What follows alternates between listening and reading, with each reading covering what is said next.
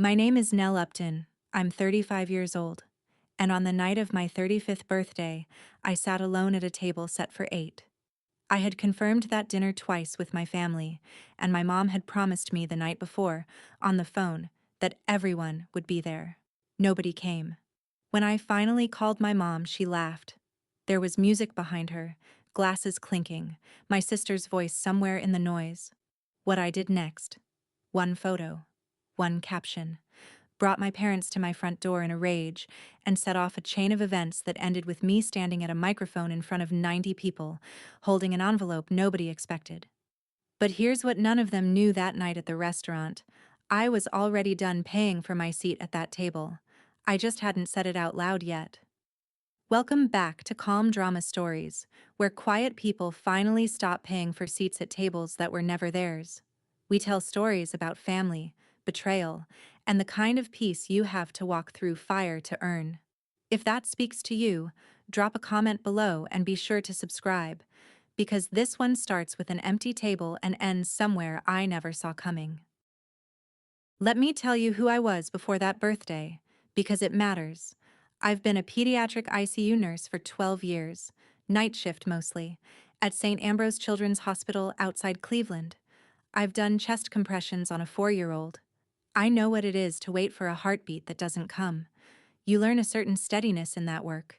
You also learn to be the one who handles things. And in my family, I was the one who handled everything. I was the one who remembered.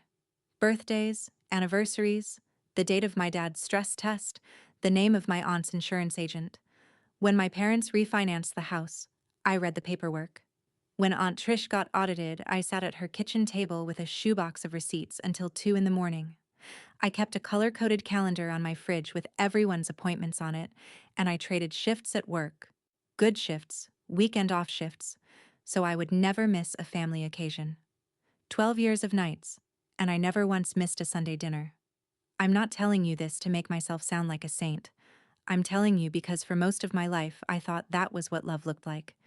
You show up, you carry things, you make yourself useful, and the people you carry will love you for it. Being needed and being loved look almost identical from a distance. It took me 35 years and one empty table to finally see the difference, and once I saw it, I couldn't stop seeing it anywhere I looked. Sunday dinners at my parents' house had a choreography to them, and if you watched closely, you could see the whole system at work. That spring, my sister Dana had news. Her boyfriend Grant, Dr. Grant Price, orthopedic surgeon, 34, teeth like a catalog, had been featured in the Hospital Foundation's magazine. Half a page, with a photo. My mom stopped the entire dinner. She had Dana hold the magazine next to her face while she took pictures, then retook them because the light was wrong, then posted 3 of them before the roast was cold. Her caption said, "Blessed doesn't even cover it." That same week, my unit had passed a state inspection with a perfect score. 12 years I'd been on that unit, and a perfect score almost never happens. I mentioned it, quietly, somewhere between the salad and the gravy. My mom said, "That's nice, honey. Pass the rolls." Then she turned back to Dana and asked what venue Grant's parents preferred for an engagement party, should there ever be one. Later, drying dishes, my mom said something she'd said my whole life, the way other mothers say, "Drive safe." "We show up where it counts, Nell." She meant it as wisdom. She'd built her whole life on it. Church committee, garden club, the Upton family Christmas card that took 4 weekends to perfect. I nodded, because I always nodded. On the drive home to my duplex, 20 minutes of dark highway, I did the math I never let myself do out loud. 3 photos of Dana that night. None of me. Not that night. Not that year. I wasn't bitter about it. Not yet. I was just counting, the way you count a patient's breaths without deciding anything about them. 2 years before all this, my dad had triple bypass surgery, and I want you to see how that went, because it explains everything that came after. I was the one who noticed his color at Easter and made him see a cardiologist. I used 9 vacation days. I slept in the chair beside his bed for 9 nights, the vinyl kind that exhales when you move. I managed his medications for 8 weeks of recovery, drove him to cardiac rehab every Tuesday and Friday, and taught my mom how to check his blood pressure without panicking at the numbers. My mom's contribution was different. She organized the prayer chain at church, which is to say, she called 11 women and accepted their casseroles. When it was over and Dad was walking the block again, she stood up at a church luncheon and said, "We got through it as a family." She showed everyone the photo she'd taken with the surgeon, her hand on his arm like they'd scrubbed in together. My name didn't come up. I stood in the back with a cup of lukewarm coffee and clapped with everyone else, and here's the part I'm not proud of. It didn't even hurt that much. That's how normal it had become. The nurse in me recognized the pattern the way you recognize a rhythm on a monitor. Effort that photographs well gets celebrated. Effort that doesn't photograph gets absorbed. My dad squeezed my hand once in the hospital, when the anesthesia was wearing off, and whispered, "Don't tell your mother how scared I was." That was the truest thing anyone in my family had said to me in years.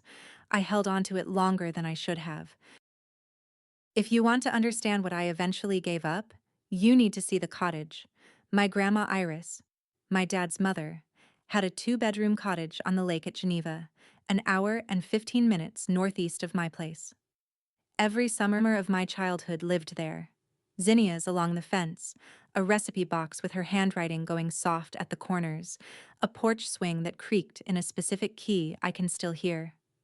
Iris was the one person who never asked me to be useful. When she died 6 years ago, the cottage went into a family trust, and my mom, organized, respectable, good with committees, was named trustee. The first winter, a notice came to my parents' house. Delinquent property taxes, county auction list.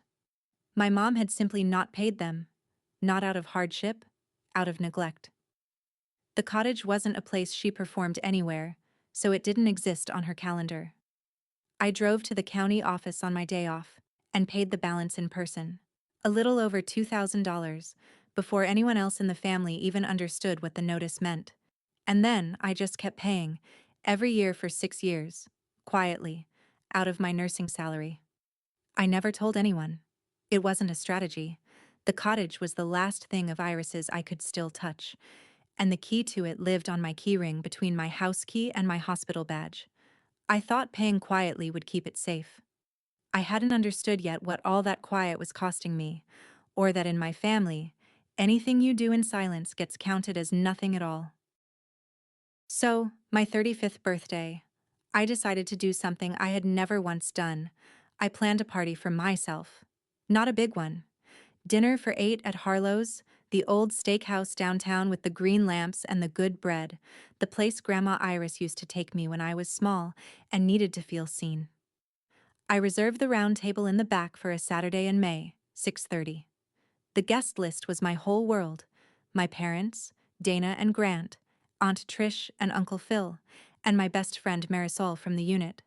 I ordered a cake from the bakery on 4th Street, lemon with raspberry, and had them write, "Happy 35th, Nell," in the buttercream. I even printed little menus at the library because I'm the kind of person who prints little menus. I know how that sounds. But 35 felt like a threshold. I'd spent every family occasion of my adult life as staff, organizing, confirming, driving people, remembering. Just once I wanted to sit at a table that someone else showed up to. I told myself 35 was the year I stopped being the coordinator and got to be the guest of honor for a single evening. 2 hours, 1 dinner, 8 chairs. It seemed like such a small thing to want. I remember standing in the bakery, watching the woman pipe my name in white icing, and feeling almost embarrassed by how happy it made me. I should have known better than to schedule Hope on a Saturday my mother controlled. But you don't know, a wave is a wave until you're under it.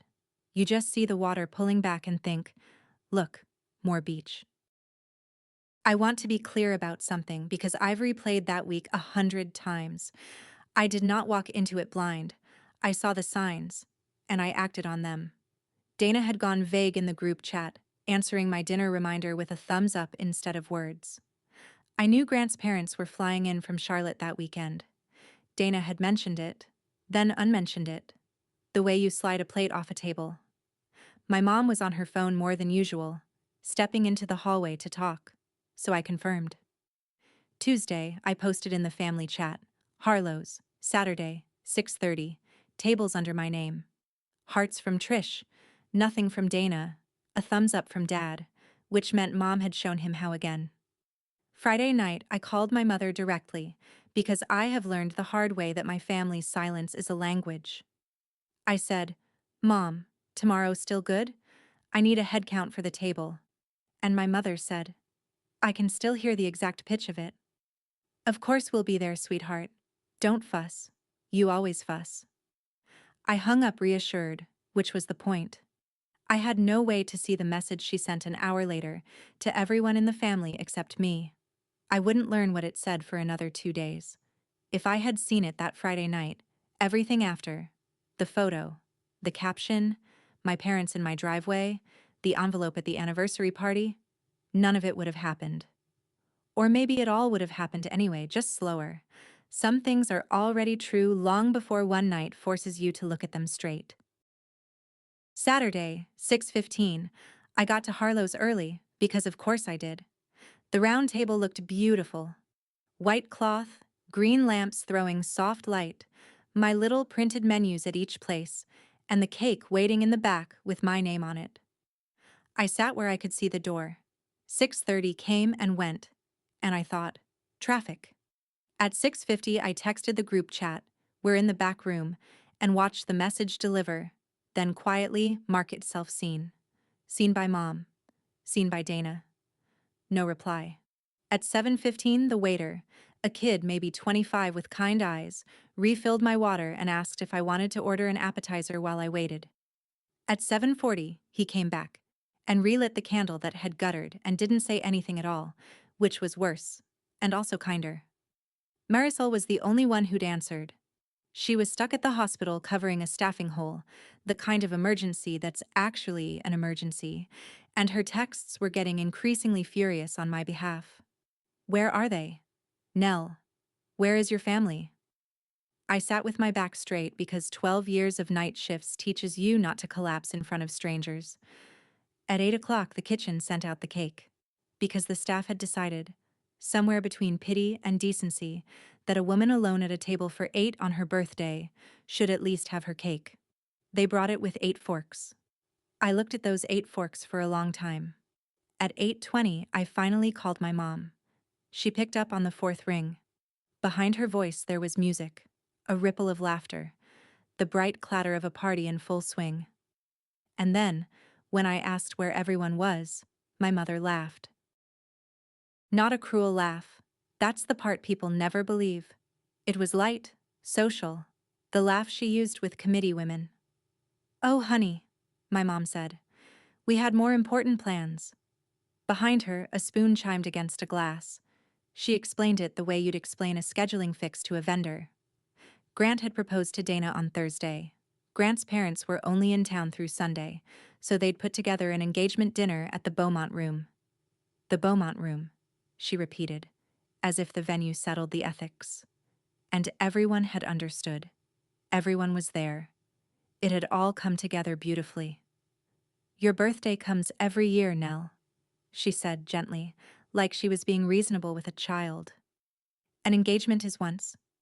I asked why nobody told me. I kept my voice level.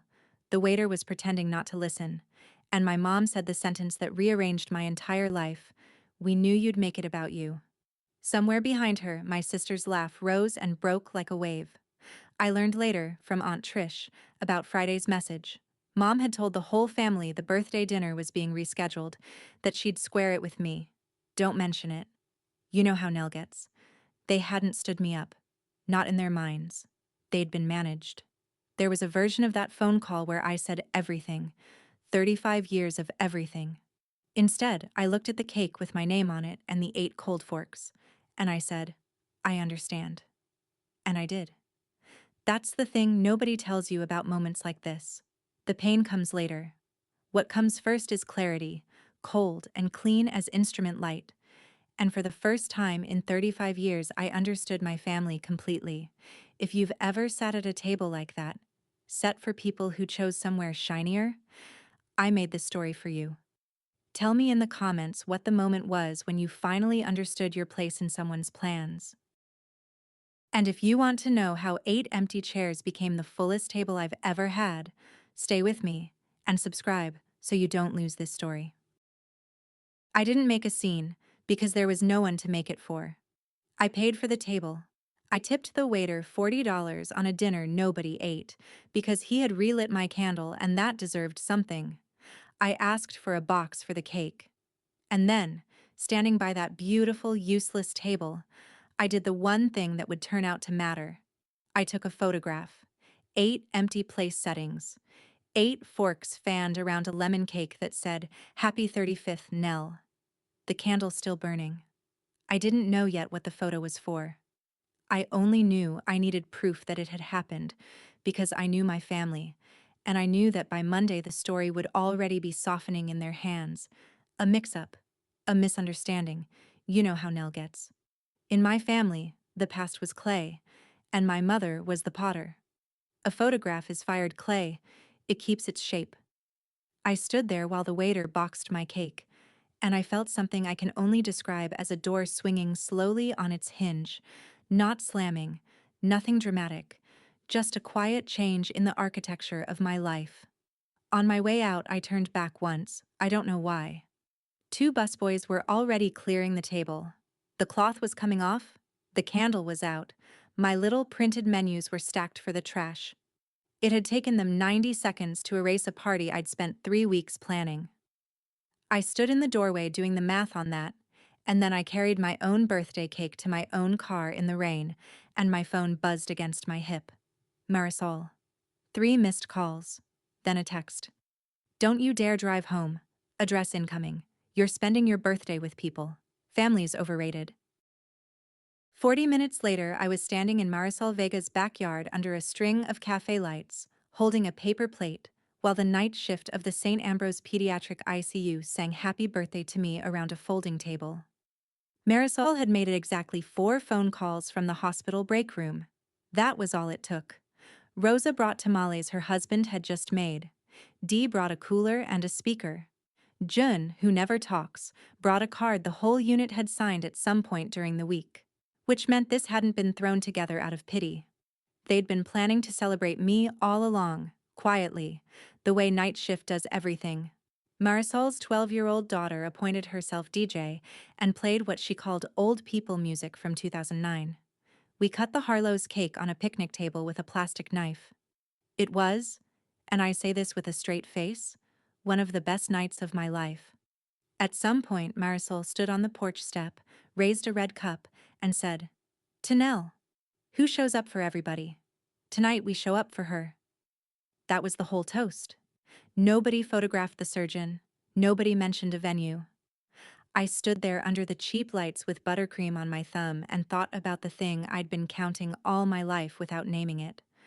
Nobody at that table had known me longer than 10 years. Everybody at that table had shown up in under an hour. Before I left, Dee snapped a picture of all of us crowded around the cake, laughing, my name still legible in the icing. Later that night, in bed, I looked at my phone and realized I now had 2 photographs, side by side, from the same birthday. And that's when the idea arrived, quiet as a key in a lock. I woke up Sunday to 41 new photos in the family group chat, which I was apparently still in. The Beaumont room did look lovely. Dana's ring caught the light in every frame. There were photos of the toasts, of Grant's parents beaming, of my mom mid-laugh with her hand on the sleeve of Grant's father, of the towering white cake. You get one guess who'd chosen it. I scrolled the whole album twice, waiting to feel something jagged, but the clarity from the night before was still doing its work. Then a private text from my mom arrived, and I want to quote it exactly, because it's a masterpiece of its kind. "Beautiful night. Don't forget to congratulate your sister. It'll look strange if you're the only one who hasn't." Not a word about Harlow's. Not a word about the cake or the 8 chairs or the phone call. The birthday had simply been deleted, and my only remaining role was to protect the optics of the engagement. A few minutes later, Aunt Trish called, flustered and kind. "Honey, I'm so sorry we missed your dinner. Your mom said you'd rescheduled it? Because of the engagement?" There it was. The Friday message. Rescheduled. I'd like to tell you I was shocked, but the nurse in me just noted it the way you note a symptom that confirms the diagnosis. My whole family believed I had graciously stepped aside because the person who controls the information controls the story, and my mother had been the family's sole news outlet for 40 years. I thanked Trish. I did not correct her. Correcting her one relative at a time would have taken the rest of my life. There was a faster way to tell the truth, and it was sitting in my camera roll. I spent Monday off work, cleaning my duplex like it had wronged me, and everywhere I looked, the pattern surfaced. That's the thing about clarity. It works backward. In my hall closet, still in its cardboard tube, was my Nursing Excellence Award from the State Association.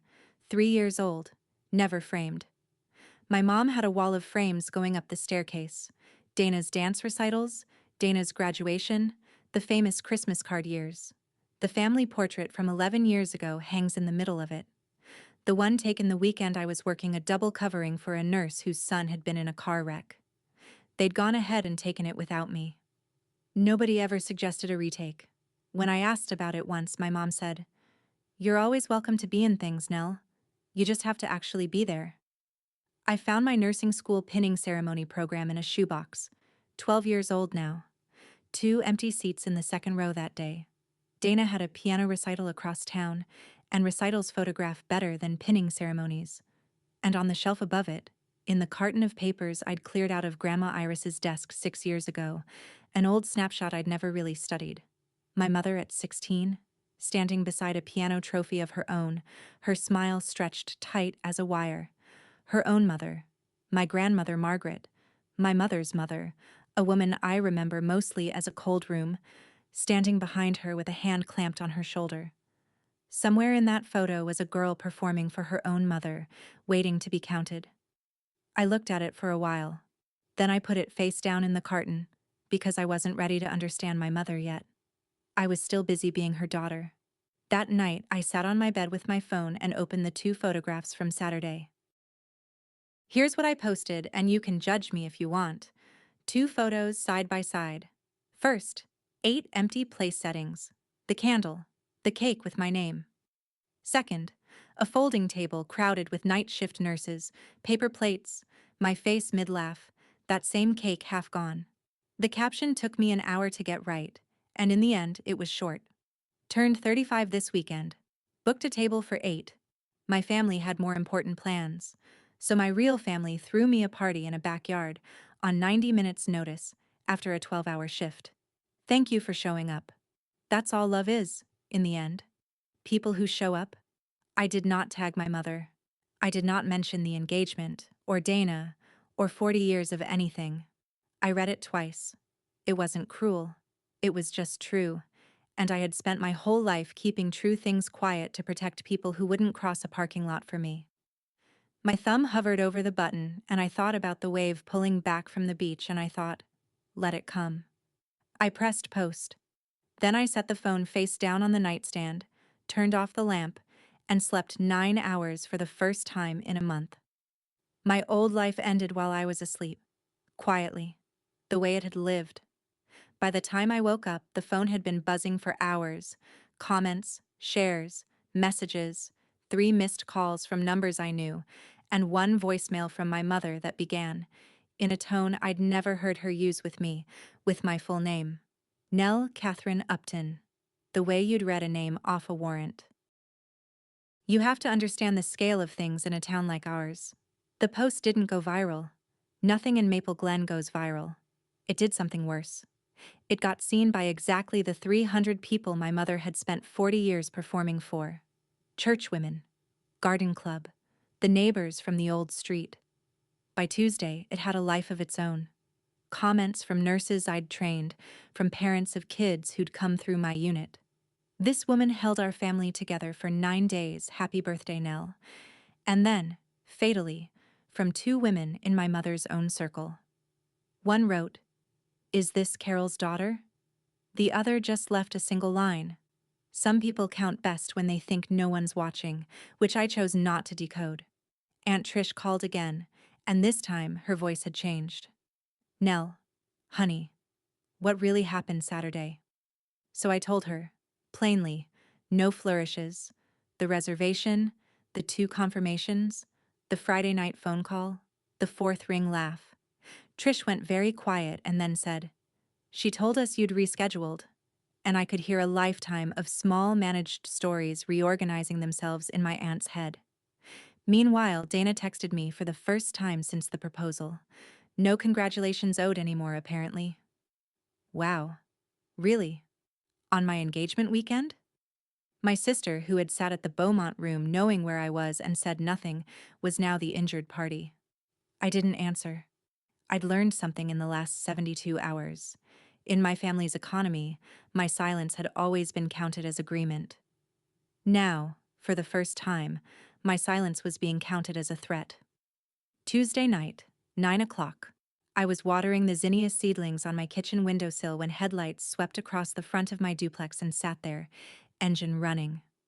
I knew the sound of that engine. My mother didn't knock. She never knocks on doors she considers hers.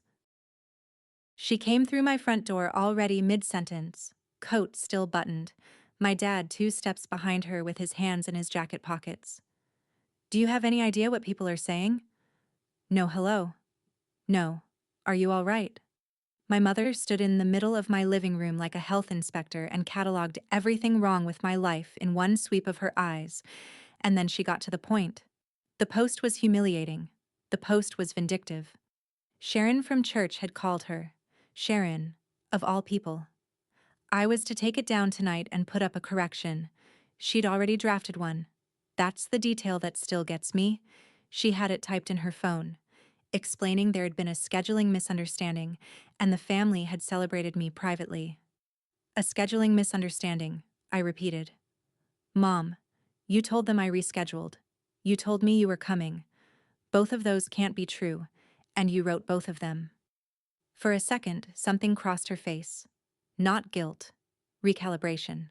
Then, I did what any mother would do. There wasn't time to do both events properly, and an engagement is once in a lifetime. I wasn't going to let this family look divided on the biggest weekend of your sister's life. There it was. Not sorry. Logistics. I looked past her at my dad, who had picked up the framed photo of Grandma Iris on my bookshelf and was studying it like it required his full attention, and I said quietly, "It's my birthday photo, Mom. It stays up." My father set the frame down with enormous care, walked out to the car, and started the engine. Through the window, I watched him sit there in the dark. My mother buttoned her top button and delivered her exit line like a woman leaving a tip. "Take it down, Nell, or you will regret what happens next." She said it the way you'd read a recipe. What happened next was a masterclass, and I say that with real respect, the way you'd admire a surgeon's hands while he takes something out of you. My mother did not call me again. She went to work on everyone around me. Within a week, the family narrative had a new draft. Nell is going through something. Nell has been overwhelmed at work. You know nurses.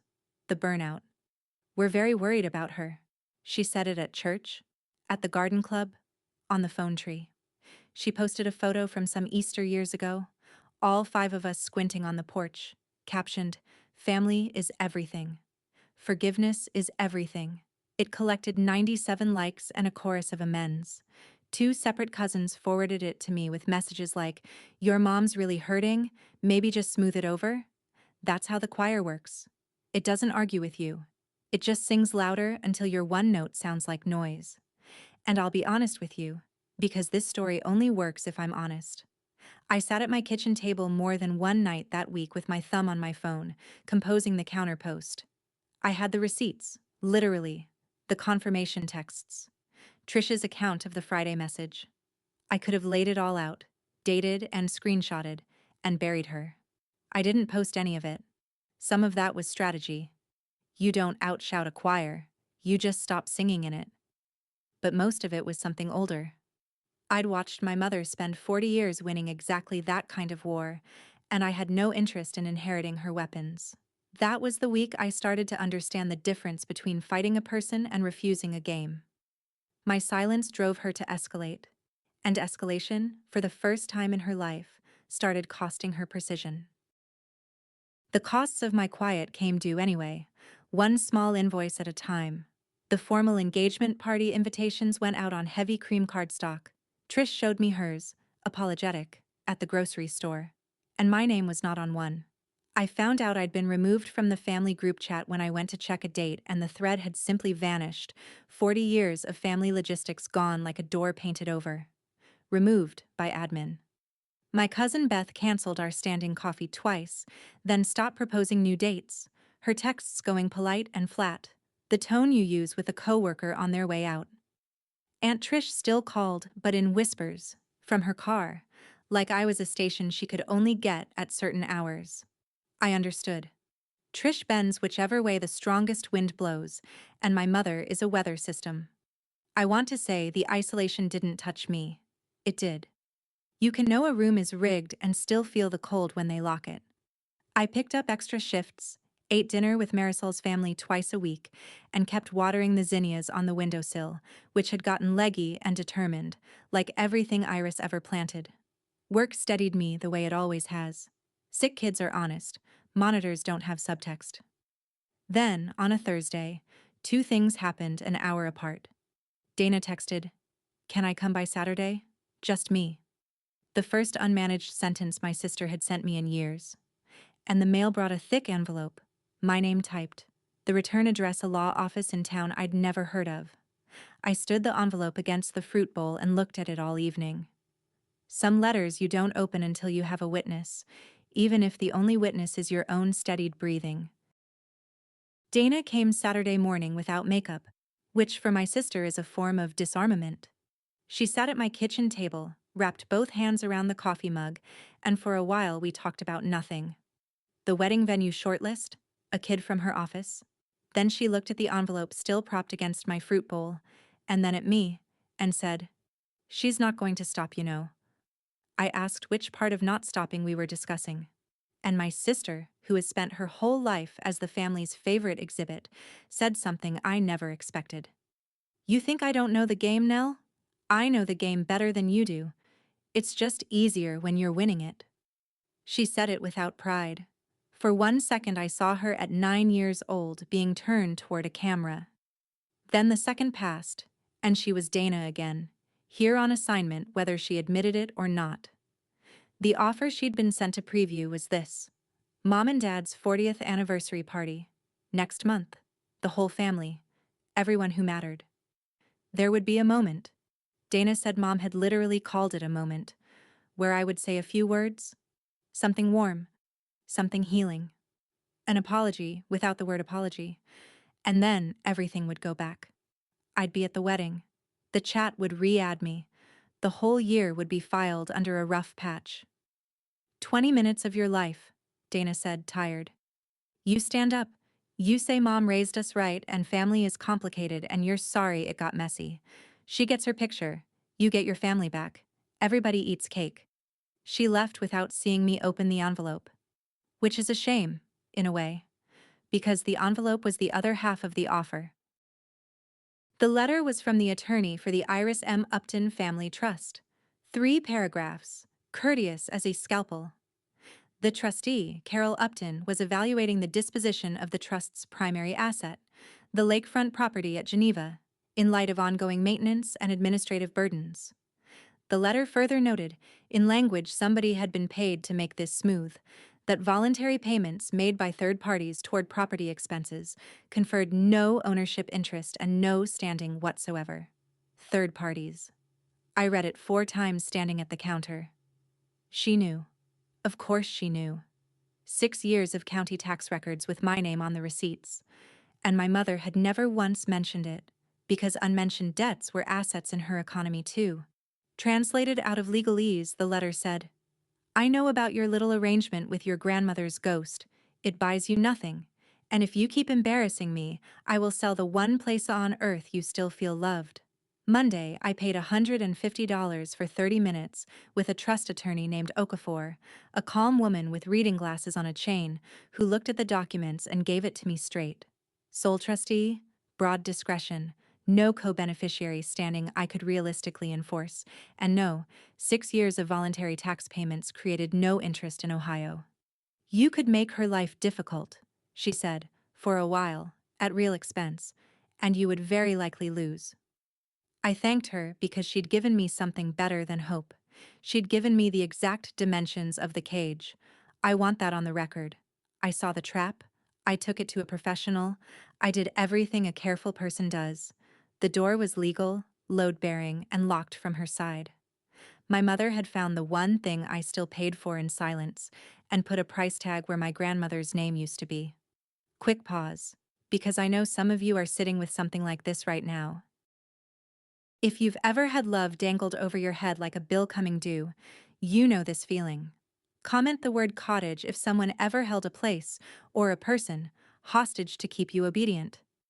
What I chose at that anniversary party still costs me, and I'd choose it again. Stay with me and subscribe if you haven't. That weekend, I finally went looking for the tax receipts, because some part of me was already assembling something, though I couldn't have told you what. The receipts were in the hall closet, in the shoebox with my pinning ceremony program, and in Iris's carton on the shelf above, where I'd put it face down weeks before, was the photograph of my mother at 16 beside her piano trophy. This time I turned it over, and this time I found the letter too, folded into thirds behind the photo, in Grandma Iris's handwriting, addressed to her sister and never mailed. Iris wrote about her new daughter-in-law with a mix of pity and dread I recognized instantly, because I'd felt it myself without the vocabulary. Carol practiced 4 hours a day as a girl, Iris wrote. Her mother timed it. Margaret told me so herself at the rehearsal dinner, proud as a general. There was a chart on the icebox. The child cried if she placed second. From fear, Iris wrote. Not disappointment. Margaret. The cold room from my childhood. I sat on my hallway floor and looked at my mother, 16 years old, smiling like it was a bill she couldn't pay, and I understood something I'd been dodging for a month. My mother wasn't born a marketplace. She was raised in one. She'd been counted and charted and timed, and she'd survived it by getting so good at the game that she never had to feel the losing side of it again. And then she'd raised her daughters inside it. The way people raise children inside a religion. Because it's the only country they know. Understanding that didn't unlock a single door. It didn't make the trusty letter kinder or the empty chairs less empty. It just made the whole house sadder, and it settled one thing for certain. I wasn't fighting my mother. I was fighting the thing that ate her. And you don't beat a thing like that. You just refuse to feed it your own children someday. Then my mother, sensing weeks of silence the way a spider reads a web, changed keys. The Tuesday before the anniversary party, a text arrived, warm as fresh bread. Sweetheart, this has all gone on too long and it's breaking my heart. Come Saturday. Say a few words from the heart. That's all anyone needs. And it's forgiven. All of it. Dana wants you standing up at that wedding. Dad misses you. And I think you know the cottage should stay in this family. For your children someday. Everything can go back to normal. I read it maybe 30 times. I want to be honest about what that text did to me, because if you've been in this story, you know, it worked. Every lever in it was fitted to a groove worn into me over 35 years. The wedding. My dad. Children I didn't even have yet. Already deployed. And underneath it all the cottage, the porch swing, the zinnias, the one door I couldn't bear to hear close. That night I sat at my kitchen table and wrote the apology. It took me 2 hours, and it was good. It thanked her for the sacrifices. It called the summer a misunderstanding that grew in the telling. It said family is complicated and I'm sorry for my part in the mess. It was gracious, warm, and completely deniable, and I read it out loud to the zinnias. And here is what actually scared me, standing in my own kitchen listening to my own voice. It was excellent. 35 years of practice will do that. I had gotten so good at buying my seat back that I could do it in my sleep, in her mother tongue, at committee polish. I saved the draft. I told myself I was being practical. Then I went to work, and the night shift did what it always does. It told the truth. We had a 6-year-old on the unit that week. Post-op cardiac, Rocky. Her mother was maybe 24, worked days at a packing warehouse, and every single night she appeared at 7 and sat in the bad vinyl chair and held her daughter's foot through the blanket, because the wires and lines made her afraid to hold anything else. Night after night. She didn't post about it. There was nobody to post to, I gathered. No audience, no committee, no cake.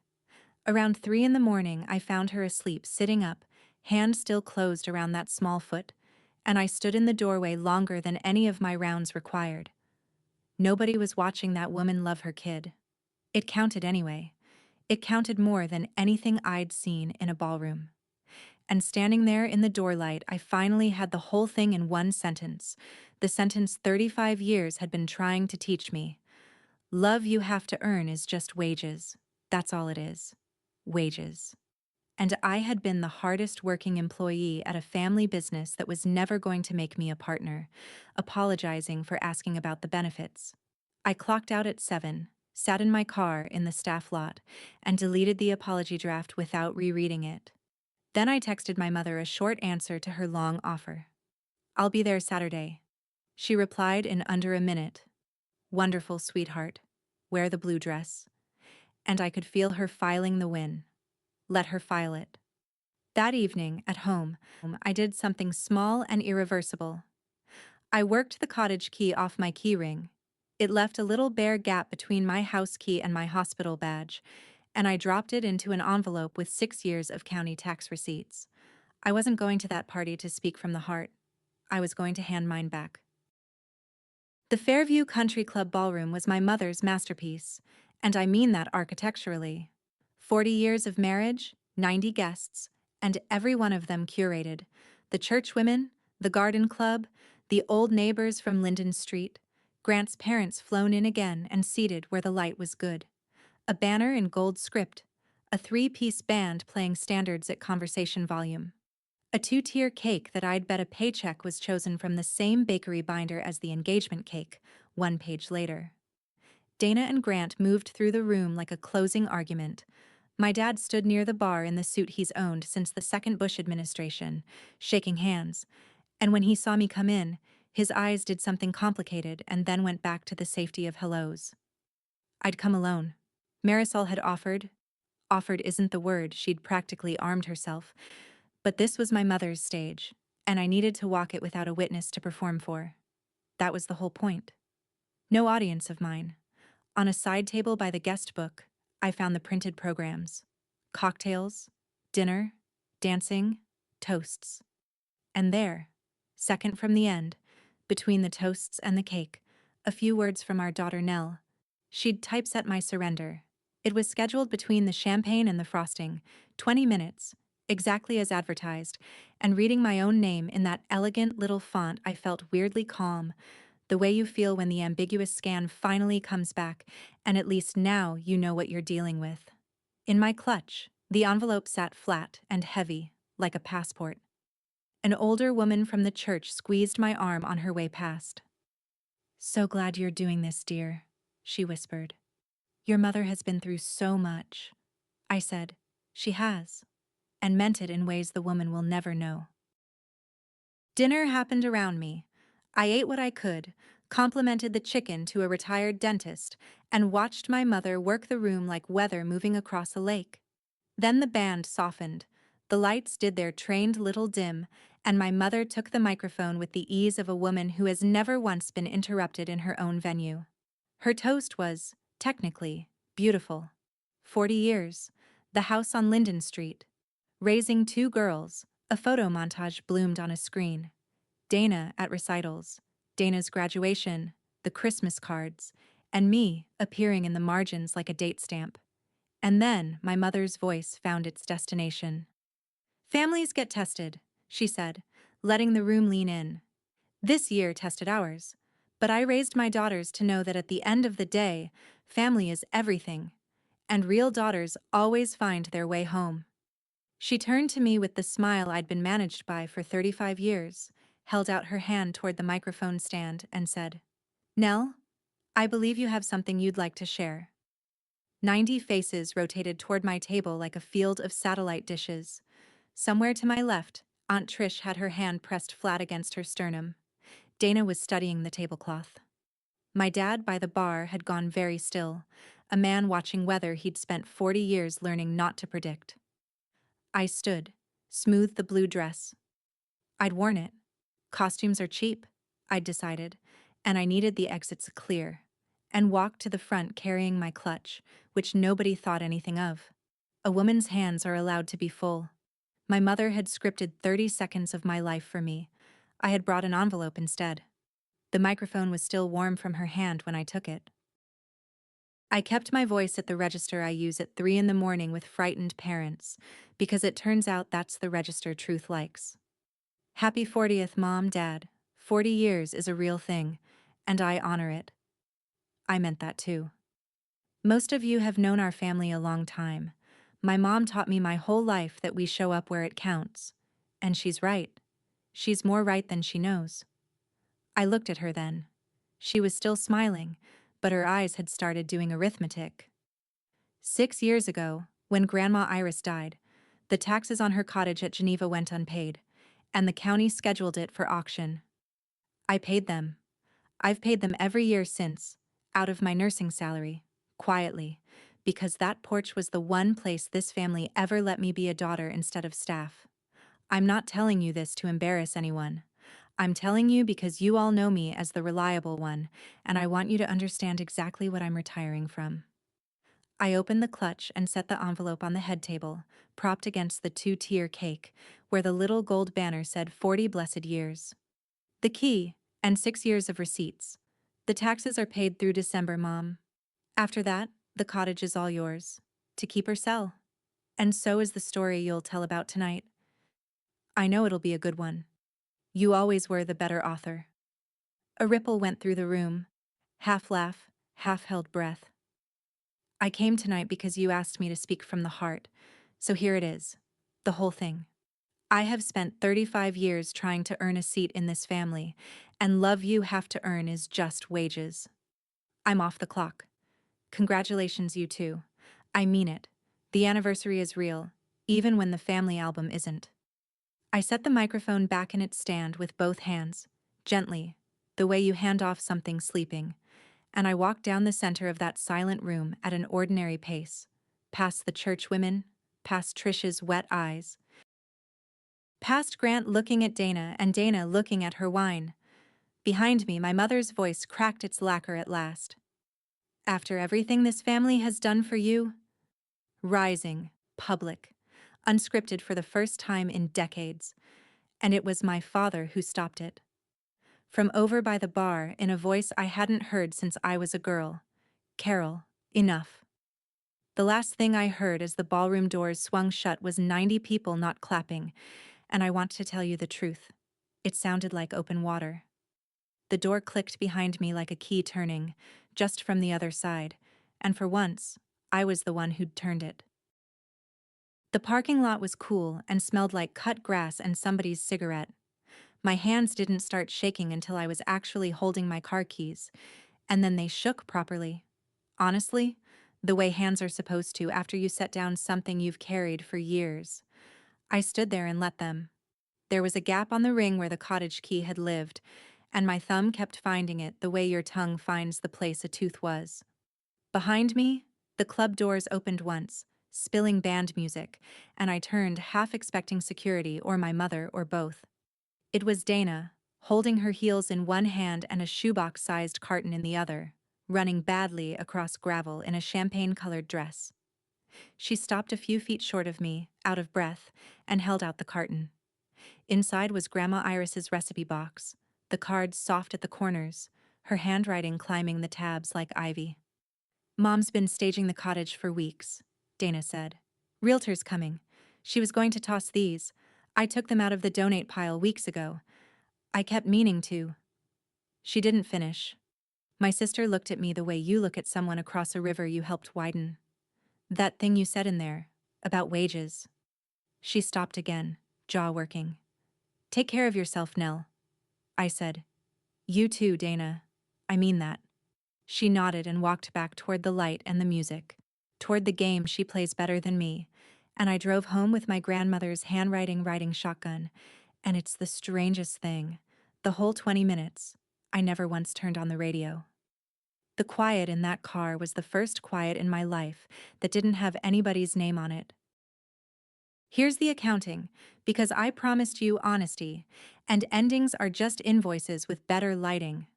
The cottage sold in October to a young family from Mentor with 3 kids and a golden retriever. A friend from the county office told me it went for a little over $200,000, every dollar of it into the trust my mother administers. I hope those kids wear the porch swing out. My mother and I have not spoken since the party. She tells a version of that night, I've heard it secondhand, where I had some kind of episode.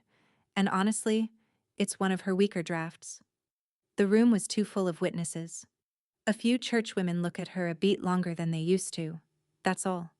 Choirs don't disband, they just lose confidence in a soloist. Dana's wedding happened in April. Lavish and lovely by every account and every photo, and I was not there. And it only ached like weather, not like surgery. My dad calls me from the garage on the first Sunday of the month. We talk about pediatric cases he's read about and carburetors I don't understand. He never mentions my mother, and neither do I. It's a small bridge, rated for exactly 2 people, and we're careful on it. The taxes were paid through December, exactly as I'd promised at that microphone. I finish what I start, even endings. In January, I closed the account I'd used for 6 years of quiet payments and opened a savings account in its place. The bank asked me to name it, some app feature, and I typed Iris. And that was the last piece of paperwork in this story. My 36th birthday landed on a Saturday in May. I didn't book a restaurant. By 6 o'clock, my backyard was full. Marisol and her daughter arguing playlist rights, Rosa's husband commandeering my little grill, Dee and Jun and half the night shift, my neighbor Mr. Whitaker, who is 81 and brought his own lawn chair and a jar of pickles he makes himself. We ate at the long wooden table my unit chipped in and built me that spring. 8 seats, because Marisol has a dark sense of humor and a good heart. Along my back fence, the zinnias were up and shouting, grown from the seed packets I'd found tucked in the back of Iris's recipe box, behind the card for lemon cake.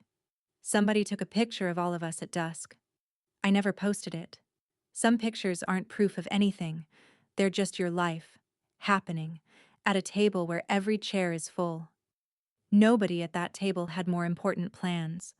Nobody at that table has ever needed me to earn a thing. If love keeps a ledger, it isn't love.